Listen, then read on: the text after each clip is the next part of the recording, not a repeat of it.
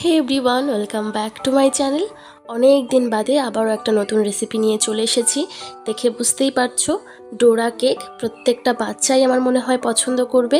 শুধু বাচ্চা কেন, বাড়ির সবাই পছন্দ করবে, আমারও ভীষণ ভালো লাগে। তো আমি এখানে নিয়েছি আটা, তারপরে দিয়েছি বেকিং সোডা সামান্য পরিমাণে, কোকো পাউডার, তারপরে দিলাম গুঁড়ো দুধ, আর এইবার দেবো আমি তাল মিষ্টির গুঁড়ো। তোমরা চাইলে চিনি বা গুড়ও ব্যবহার করতে পারো। ভালো করে মাখিয়ে নেব পুরো সবগুলো মিশ্রণতে। এবার সামান্য পরিমাণে ভ্যানিলা এসেন্স দিয়েছি, তোমরা চাইলে নাও দিতে পারো, চকলেটের ফ্লেভার এমনিই আছে, না দিলেও চলবে।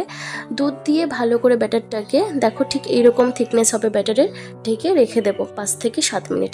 তার মধ্যে ভিতরে যে পুরটা আছে সেটা বানানোর জন্য আমি এখানে দিয়েছি গরুর দুধ, দিয়েছি কোকো পাউডার, আর দিলাম কর্নফ্লাওয়ার, আর দিচ্ছি এখানে তাল মিষ্টি মিষ্টির জন্য। তোমরা চাইলে এটাকে বাইরে থেকেও কিনে নিতে পারো ক্রিমটাকে, কিন্তু যেহেতু বাচ্চারা খাবে সুতরাং আমার মনে হয় বাড়িতে বানানোই ভালো। আর যেহেতু এত ইজিভাবে এত সুন্দরভাবে ক্রিম তৈরি করা যায়, সুতরাং বাইরে থেকে কেনার কোনো প্রয়োজন নেই। দেখো 7 থেকে 8 মিনিট জাল দিয়েছি আর তৈরি হয়ে গেছে ক্রিম। এবার একটা শুকনো কড়াইয়ের মধ্যে 1 হাতা ব্যাটার দিয়ে আমি ঢেকে রেখে দেবো 5 থেকে 7 মিনিট লো ফ্লেমে। সুন্দরভাবে উঠে আসবে। আমি কিন্তু কড়াইয়ে কোনো বাটার বা তেল কিচ্ছু ইউজ করিনি। আমি যে মিশ্রণটা বানিয়েছি কেকের, সেই মিশ্রণেও কিন্তু আমি কোনো তেল দিইনি। এই তো রেডি হয়ে গেল কেক।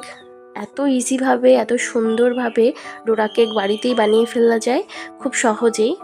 আর আমি এখানে একটা ডোরা কেক নিয়ে নিচ্ছি, উল্টো সাইডে ঠিক এই পাশটাতে দিলাম আমি ক্রিম, চারপাশে লাগিয়ে দেবো ক্রিমটাকে।